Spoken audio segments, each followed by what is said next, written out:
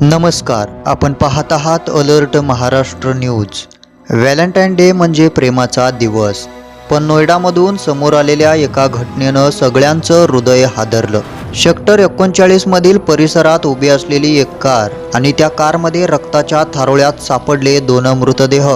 सुरुवातीला आत्महत्येचा संशय होता, पण तपासात उघड झालं की प्रियकराने आधी प्रेयसीवर गोळी आणि नंतर स्वतःवर।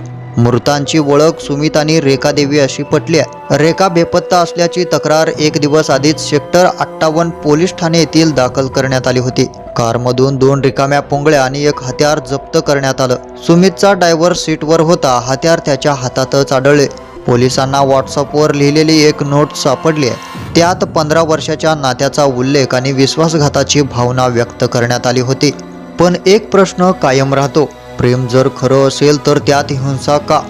एका क्षणाच्या रागाने 2 आयुष्य संपली आणि 2 कुटुंबाचं जग उद्ध्वस्त झालं। या प्रकरणाचा सध्या कसून चौकशी सुरू आहे। जर तुम्हाला हा व्हिडिओ महत्त्वाचा वाटला तर लाईक, शेअर आणि सबस्क्राईब करायला मात्र विसरू नका।